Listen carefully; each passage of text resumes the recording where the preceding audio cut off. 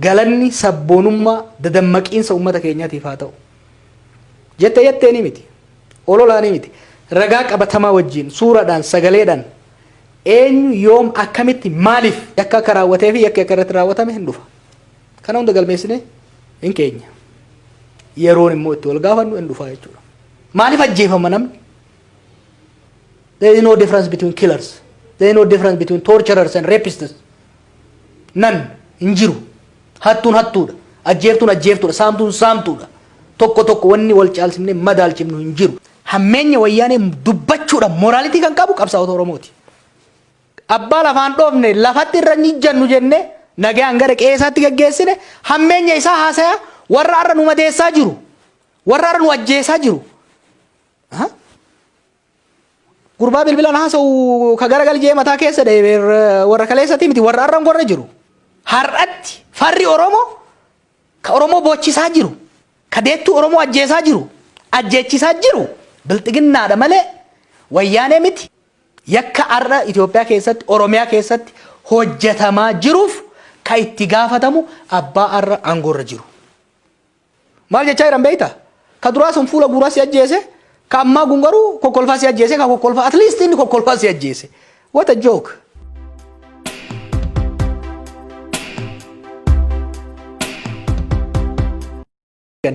Nama keenya alagaaf dabarsanii bineensa nyachisaa, kolaasisaa, ajjeechisaa, ajjeesaa turaniit ummannummaan isaan akkasitti dararaa turan sun ummannummaan isaan akkasitti orma wajjin ergamanii dararaa turan sun qabsaa'ee orma san aangoorraa qaarsee jallaa kiyya naa qajeeli rakkatteet dogongorteet gowwoomteet jallatte malee jaalatteeti miti quba ofii ajaa'ibanii ofirraa muranii janit gabrummaa jalaa isaan baasanii ergamtummaa jalaa isaan baasaniit taayitarratti isaan baasanii jechuudha. Galanni uummata sanii galanni gabrummaa jalaa isaan baasee aangoorratti isaan baasee maal ta'e ajjeechaa ta'e jechuudha. Ajjeessuudhaan hidhuudhaan bifa namas qaanessuun akka Oromoo tokkotti nan qaanee beeyta.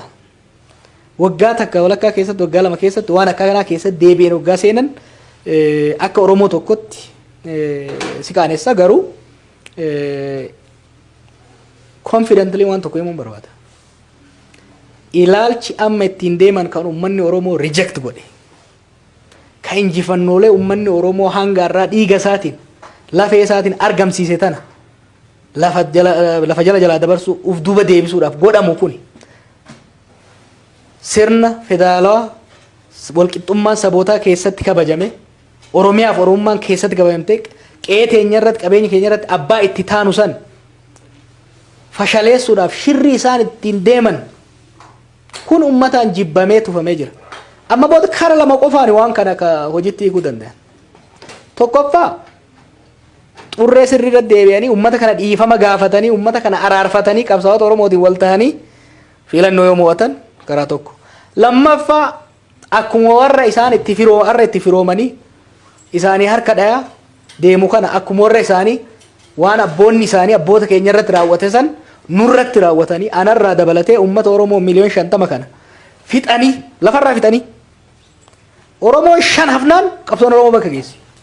Oromoo jiru kana lafarraa yoo fixan ani hin beeku. Hamman beekutti I do not see any practical way kan isaan ittiin deemuu danda'an. Kanaaf karaan tokko dhageettii uummataa aantummaa uummataa agarsiisanii faayidaa uummataa irra hojjetanii yoo deebi'anii filannoo kan mo'atan taate karaan kun uummata kana yoo murru godhanii fixan qofa. Uummata kana immoo fixuu waan danda'amu natti fakkaatu uummata cirracha kuni. Kanaaf haalli amma itti deeman kun baay'ee waan isaan baasu natti fakkaatu. Yakki uummata irratti hojjetamu uummatuma kamirrattu yakki hojjetamu keessattuu yeroo ammaa kanatti tokko tokkoon galmaa'eet kan ta'aa jiru. Gadi baa itti gaafatamu. Kana beekuudhaan waan godhan itti gaafatamummaan akka jiru beekuudhaan. By the way hin dhiifnu immoo dhaabbilee mirga namoomaa addunyaa wajjin hojjechaa jirra. Every day waan ta'u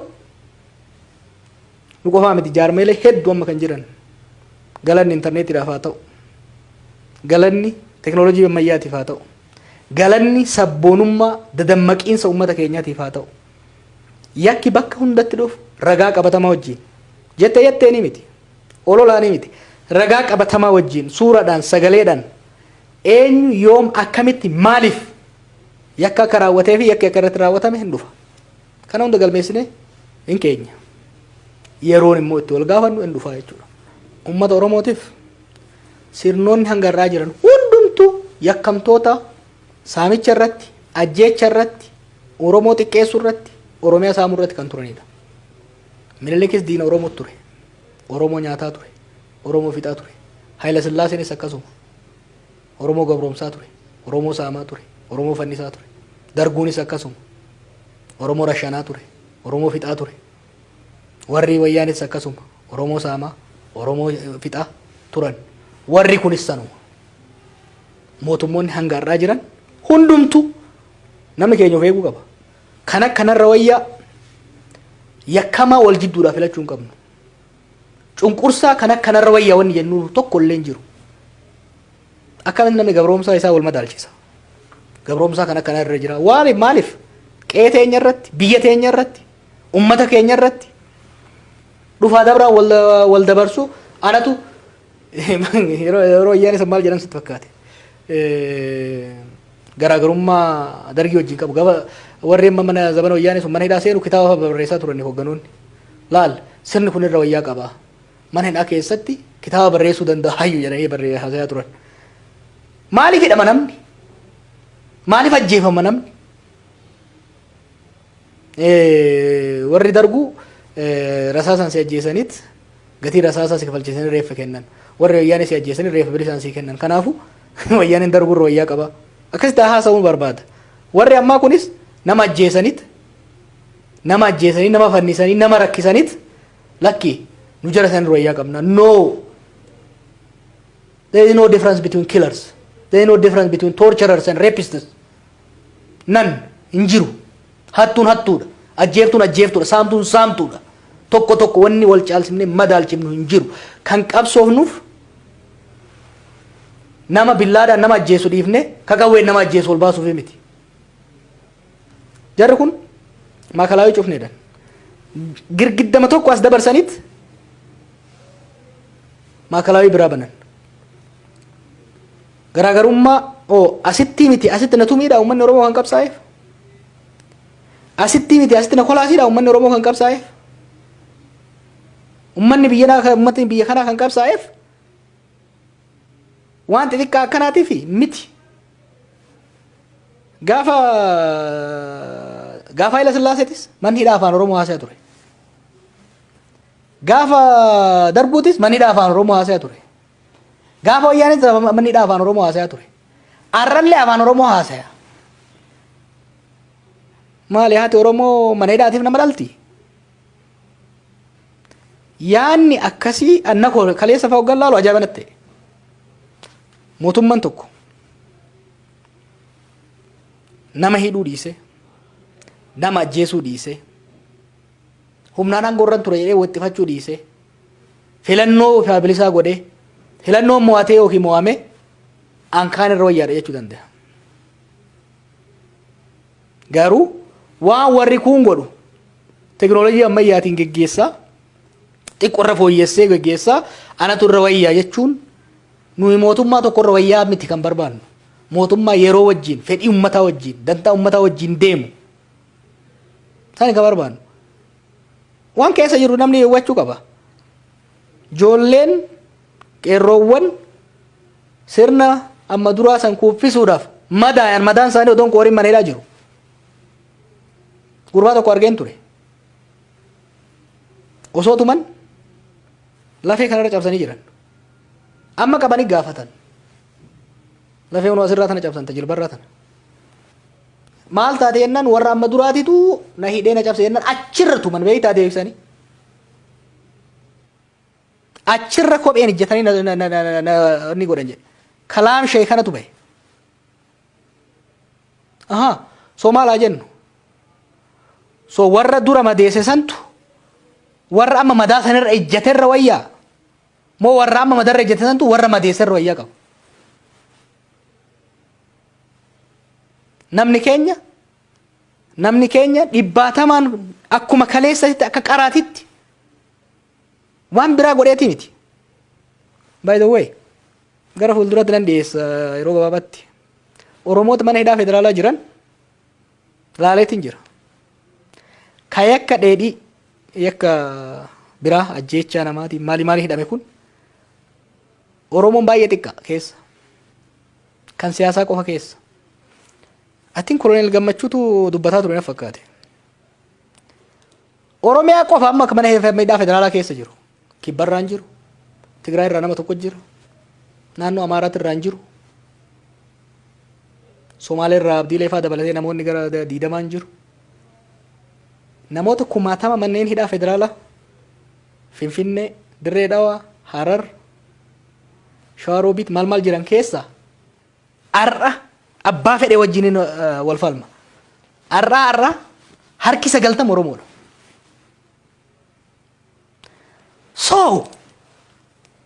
So moraalii kamiin isaan sirna sanirra wayyaa kan jedhan.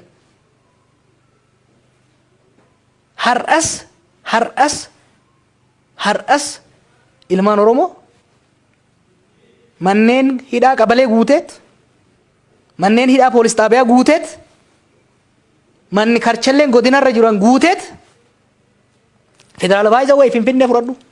Finfinnee manneen hidhaa Finfinnee ta bulchiinsa magaalaa Finfinnee. Hattuun saamtuun gudeedduun keessaa gad harcaafamteet ilmaan Oromoo Burraayyuu irraa hidhaman, Amboo irraa hidhaman, Shawaa Bahaa irraa hidhaman, Arsii Xilxiltaa irraa hidhaman itti guutamanii jiran. Manneen hidhaa magaalaa Finfinnee keessa jiran. Really? Kanaaf amma nu wayyaa qaban jennee akka wal dorgomsiisuuf barbaanna. Wayyaani hamtuu ta'uu ishii hin beeyna bar. Hamtuu ta'uu ishii beeyna. Hamtuu ta'uu ishii waan beeyneef dhiiga keenyan lafee keenyan hiddaan buqqifnee qeettisii galchine. Hammeenya isii warra kalee isaa wajjin hiriiree nu hidhaa ture, nu ajjeesaa ture. Nu kolaasaa ture. Isaanii miti hammeenya isaanii kan nutti himuu qabu. Hammeenya isaanii eenyu beeka beeyta? Warruma arrallee uummata isaatiif falmatee mana hidhaa jiru. Bakka buuteen isaa dhabame. Madaa jarri sun cabsite irratti warra irra ejjatamee aadaa jirutu hammeenya jaraa beeka. Hammeenya jaraa warra itti qabsaa'ee qabeenya isaatti dhabee, ilmaan isaa itti dhabee, ija isaa itti dhabee, miilaa itti naaffatee jara san gara galcheetu hammeenya isaanii beeka malee dubbachuufillee moraalitii kan qabu. Hammeenya wayyaanee dubbachuudhaan moraalitii kan qabu qabsaa'ota Oromooti. Hammeenya dargu dubbachuudhaan moraalitii kan qabu warra akka Ibsaa Guutamaa keedaa keessatti rakkataa ture. Ilmaan Lammeessaa boruuti ka waggaa 9 keessatti dhabe. Hammeenya wayyaanee kan beekuu danda'u, kan dubbachuu danda'u, ka waggaa 19-15 keessatti hidhanii caccabsanii rakkatee madaa'ee ciniinnatee onnatee injifannoon irra aane santu hammeenya wayyaanee dubbachuudhaaf hamilee qaba. Hammeenya wayyaanee dubbachuu hamilee kan qabu qabsaa'ota miti ergamtoota miti jechuudha. Hamilee kan qabu dhugaa kan qabu ka dubbatu irraa bareedu qabsaa'ota jechuudha. Nu garuu diina kaleessa mo'anne, diina kaleessa qabsoofnee lafaan dhoofne akka aadaa Oromtichaatitti abbaa lafaan dhoofne lafatti irra ni jannu jenne nagaan gara qeessaatti gaggeessine hammeenya isaa haasaya warra arra nu madeessaa jiru, warra arra nu ajjeesaa jiru. Gurbaa bilbilaan haasa'u ka gara galchee mataa keessa deebi'ee warra kaleessatti miti warra arra gorra jiru. Manneen hidhaa Finfinnee manneen hidhaa federaalaa keessatti ilmaan Oromoo kan toorchar godhaa jiru, fannisaa jiru, rakkisaa jiru yeroo koronaa kana keessatti jara kaleessaati warra arraati. Hayila Sillaasee miti, Minilikii miti, Darguu miti, Wayyaanee miti, Bilxiginnaadha kan godhaa jiru. Har'atti farri Oromoo ka Oromoo boochisaa jiru, ka deettuu Oromoo ajjeesaa jiru, ajjeechisaa jiru Bilxiginnaadha malee Wayyaanee miti, Darguu miti, Hayila Sillaasee miti, Minilikii miti. Haayila Sillaasees qabsoon ofirraa kaafne. Darguus qabsoon ofirraa kaafne. Wayyaanes qabsoo ofirraa kaafne. Kan arra nu nyaachaa jiru, kan arra Oromoo ajjeesaa jiru, Oromoo fannisaa jiru, Oromoo salphisaa jiru, injifannoo dhiiga isaatiin argate ormaaf dabarsaa jiru warra bilxiginnaati. Yakka arra Itoophiyaa keessatti, Oromiyaa keessatti hojjetamaa jiruuf kan itti gaafatamu abbaa arra aangoorra jiru. Yakka zabana wayyaanetti hojjetameef sirna wayyaanee. By the way, sirna wayyaanee hoggaa jamtii PLF qofaa miti. The entire IHADEG system. Achi keessa warri jiru isaantu itti gaafatamu. Yakka zabana dargii warra hojjetameef warra dargiitu itti gaafatama. Yakka zabana bilxiginnaa dalagamaa jiruuf immoo warra bilxiginnaa gubbaa hamma gadii jirutu itti gaafatama. Kanaaf ummanni keenya aadaa gabroonfataa lama jidduu filachuun qabu. Ummata walaba. Walaabuu dhufe ummanni Oromoo ummata walaba. Walabummaan dhalate walabummaa isaatiin du'a malee gabroonfataa gabaafaa fi dheeraa furdaa fi qallaa garaagarummaa qabaasi namni tokko fuula guuraa yoo si ajjeesee fi kokkolfaa yoo si ajjeese maal jechaa jiran beektaa? Ka duraa sun fuula guuraa si ajjeese, ka ammaa kun garuu kokkolfaa si ajjeese, ka kokkolfaa at least inni kokkolfaa si ajjeese. What a joke! Tapha akkasii keessee nu barbaadan tapha akkasii keessee nu qabna.